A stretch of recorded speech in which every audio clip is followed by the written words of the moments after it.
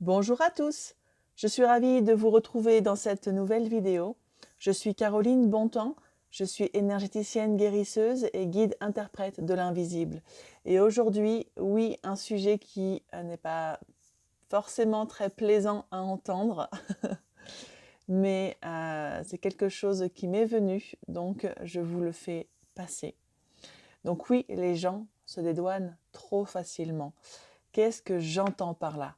Je parle tout simplement de la responsabilité, de cette notion de responsabilité, de son propre pouvoir que l'on donne peut-être un peu trop facilement à autrui.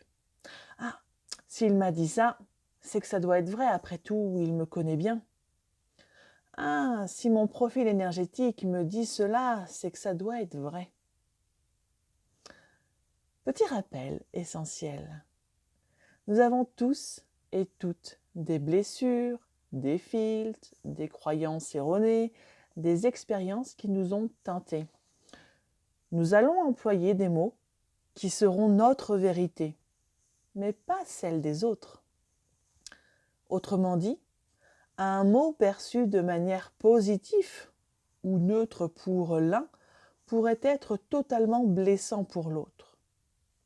Donc, quand vous avez l'occasion de discuter avec la personne qui a donné ce mot, allez lui demander ce qu'elle entend par là.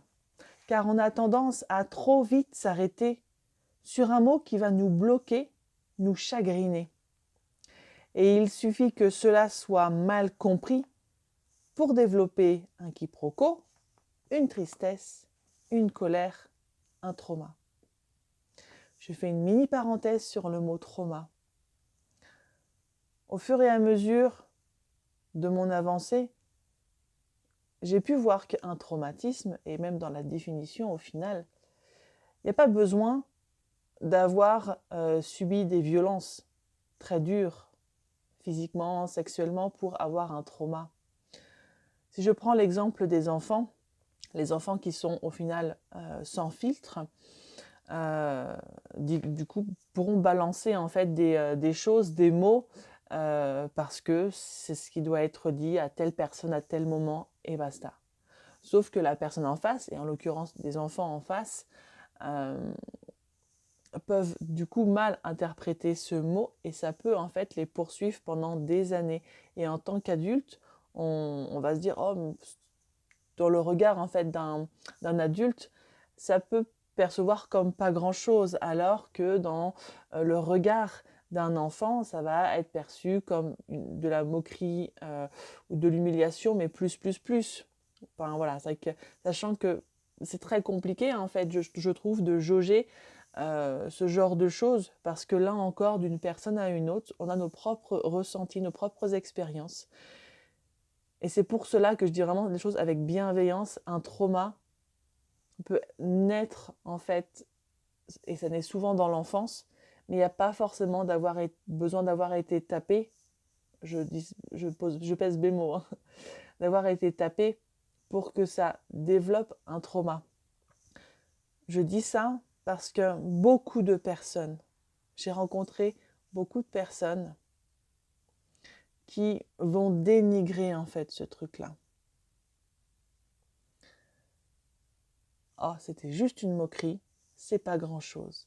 Eh bien si, parce qu'à un moment donné, les émotions que tu as ressenties à tel moment dans ta vie, quand tu étais petit, ça a cristallisé quelque chose en toi.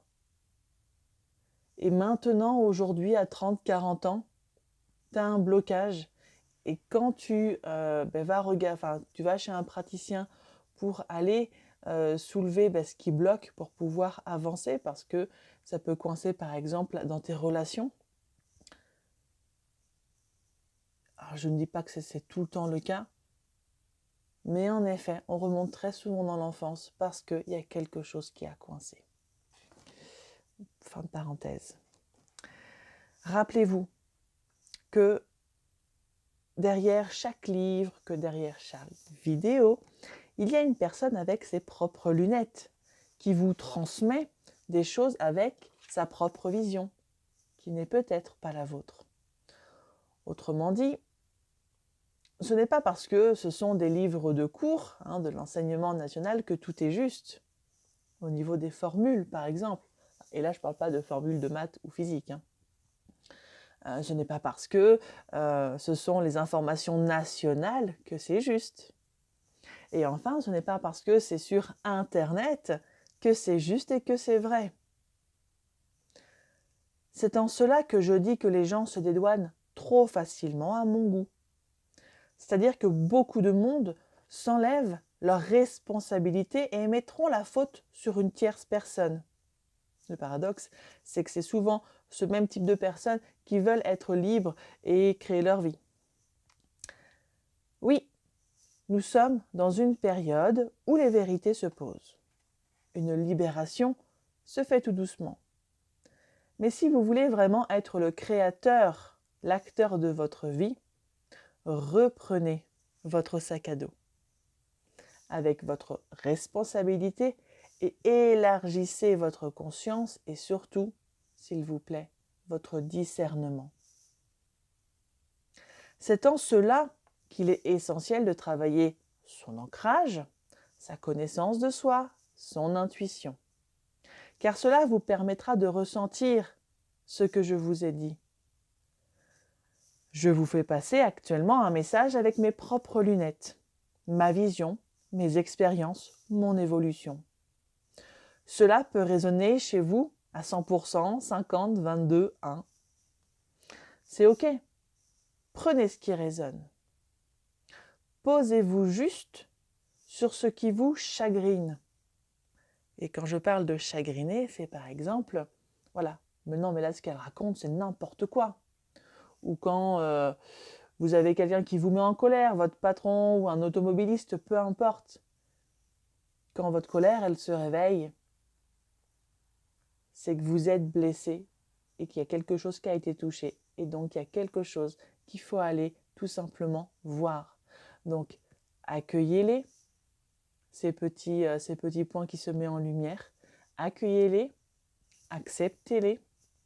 Il y a un processus, il y a toujours une étape à ce moment-là. Et intégrez. En faisant cela régulièrement, quand quelque chose vient vous bousculer, à ce moment-là, vous serez dans votre responsabilité. Quand vous avancerez sur votre chemin avec votre sac à dos en arrêtant de dire « c'est de sa faute », alors vous aurez déjà bien avancé.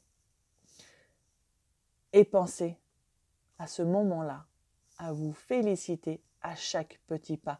Dès que vous prenez conscience et du coup vous vous réajustez, même si des fois c'est quelques secondes après, au fur et à mesure, les réajustements, vous le faites en temps réel. Du coup, à chaque observation, ah tiens là, je me suis mise en colère, mais bon, c'est pas de sa faute. Il me montre juste que je ne suis pas en accord avec lui sur ce point-là. Donc, merci à lui, merci à moi. Sachant que merci à lui, merci à moi, en effet, sur le coup de la colère, ça peut être compliqué de le faire. Mais c'est pour ça que dès que le conflit intérieur est retombé, repensez à ce qui s'est passé, à ce qui vous a mis en colère. Parce que c'est pas quand on est en colère qu'on peut le voir. Et c'est OK avec ça, c'est normal en fait, c'est normal. Voilà, donc merci à lui de m'avoir mis ce truc-là en évidence. Merci à moi, du coup, de l'observer. Et comme ça, je peux continuer ma route tranquillement. Pour la prochaine... lors de la prochaine... comment on appelle ça? La prochaine baffe qu'on se prendra. Voilà. Belle intégration, belle journée.